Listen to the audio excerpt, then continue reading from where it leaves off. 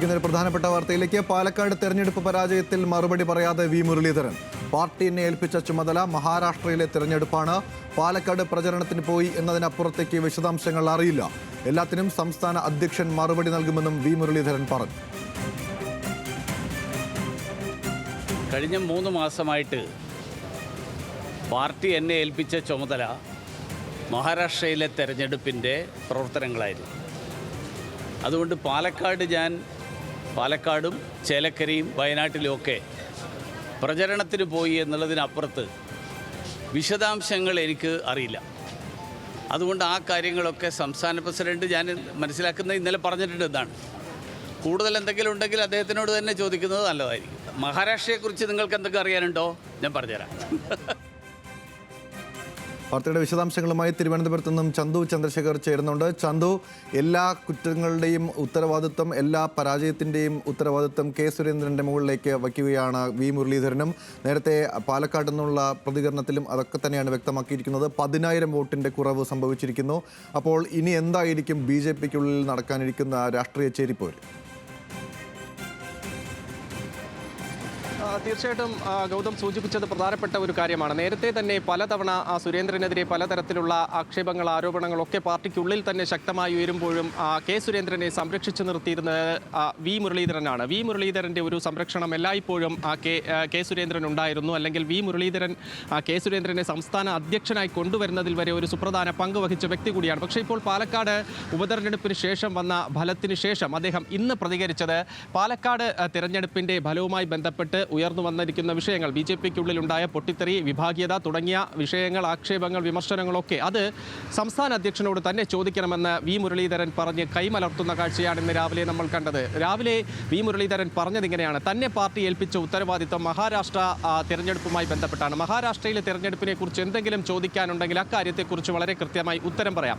പ്രചാരണത്തിന് പാലക്കാട് എത്തി എന്നതിനപ്പുറത്തേക്ക് തനിക്ക് അവിടെ മറ്റ് കാര്യങ്ങളെക്കുറിച്ചറിയില്ല. പാലക്കാട് എന്തു നടന്നു നടന്നില്ല എന്നതിനെ സംബന്ധിച്ച് കൃത്യമായി ഉത്തരം പറയാൻ ബാധ്യസ്ഥൻ അത് കെ സുരേന്ദ്രൻ തന്നെയാണ്. അദ്ദേഹത്തോട് തന്നെ ഇക്കാര്യം ചോദിക്കണമെന്ന് പറഞ്ഞ് വി മുരളീധരൻ കൈമലർത്തുന്നു. അപ്പോൾ സ്വാഭാവികമായും വി മുരളീധരനും ഇതിൻ്റെ ഉത്തരവാദിത്വം കെ സുരേന്ദ്രൻ്റെ തലയിലേക്ക് വയ്ക്കുകയാണ്. അതിന് കെ സുരേന്ദ്രൻ കൃത്യമായി മറുപടി പറയേണ്ടി വരും. കാരണം ഇപ്പോൾ തന്നെ പാലക്കാട് BJPക്കുള്ളിൽ വലിയ തരത്തിലുള്ള പൊട്ടിത്തെറി ഉടലെടുത്തിട്ടുണ്ട്.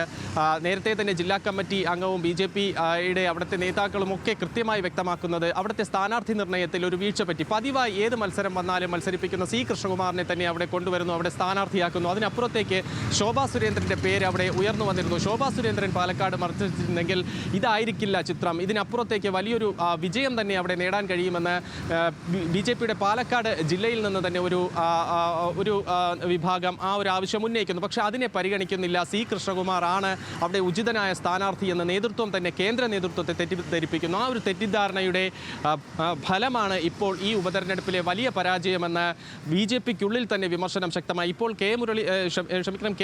വി മുരളീധരനോടും സന്ദീപ് വചസ്പതി കഴിഞ്ഞ ദിവസം ഫേസ്ബുക്കിൽ ഇട്ട പോസ്റ്റിനെ കുറിച്ചും മാധ്യമപ്രവർത്തകർ ചോദിച്ചിരുന്നു. ഇതിനേക്കാൾ പാലക്കാട് നടത്തിയ വലിയ തന്ത്രങ്ങൾ ഒന്നും മെനയാത്ത ചേലക്കരയിൽ വരെ വലിയ തരത്തിൽ BJPക്ക് വോട്ട് വർധനവ് ലഭിച്ചിട്ടുണ്ട്. പക്ഷേ പാലക്കാട് എന്താണ് സംഭവിച്ചത് എന്ന ചോദ്യം അത് സ്വാഭാവികമായും BJPക്കുള്ളിൽ ഉയർന്നു വരുന്നുണ്ട്.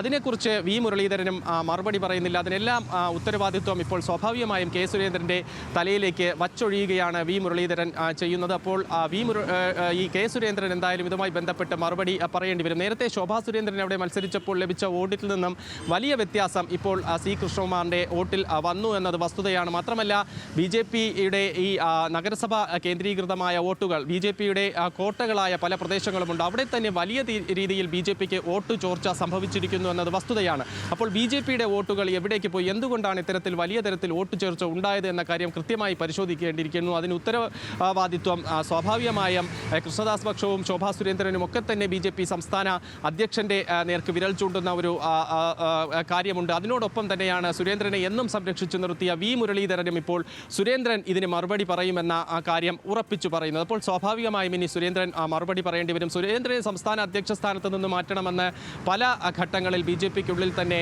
പല നേതാക്കളും ഉന്നയിച്ചിട്ടുണ്ടെന്നാണ് നമുക്ക് മനസ്സിലാക്കാൻ കഴിയുന്നത്. ഇപ്പോൾ തന്നെ ബൂത്ത് തലം മുതൽ ദേശീയ തലം വരെ ഉള്ള ആൾക്കാർ സർക്കാർ മാറണമെന്ന് BJP ദേശീയ നേതൃത്വം നിർദ്ദേശിച്ചിരിക്കുന്നു. പക്ഷേ സംസ്ഥാനത്ത് ഇപ്പോൾ സുരേന്ദ്രൻ 5 വർഷത്തോളമാകുന്നു സംസ്ഥാന പ്രസിഡന്റ് സ്ഥാനത്തേക്ക് വന്നിട്ട്. അപ്പോൾ സ്വാഭാവികമായും സുരേന്ദ്രനെ മാറ്റണമെന്ന ആവശ്യം ഇനി സ്വാഭാവികമായും ശരി എന്തായാലും ചന്ദ്രശേഖർ ഈ സൂചിപ്പിച്ച പോലെ തന്നെ ഇനി എല്ലാത്തിൻ്റെയും മറുപടി സംസ്ഥാന അധ്യക്ഷൻ പറയട്ടെ. തോൽവിയുടെ പരാജയത്തിൻ്റെ കാരണങ്ങൾ എണ്ണി പറഞ്ഞുകൊണ്ട് എന്താണ് സംഭവിച്ചതെന്ന് വിശദീകരിക്കേണ്ട ചുമതല, ഒപ്പം തന്നെ രാഷ്ട്രീയപരമായി ഉണ്ടാകാൻ പോകുന്ന പ്രത്യാഘാതങ്ങൾ അതെന്തൊക്കെയാണെന്ന് കാത്തിരുന്ന് കാണണം.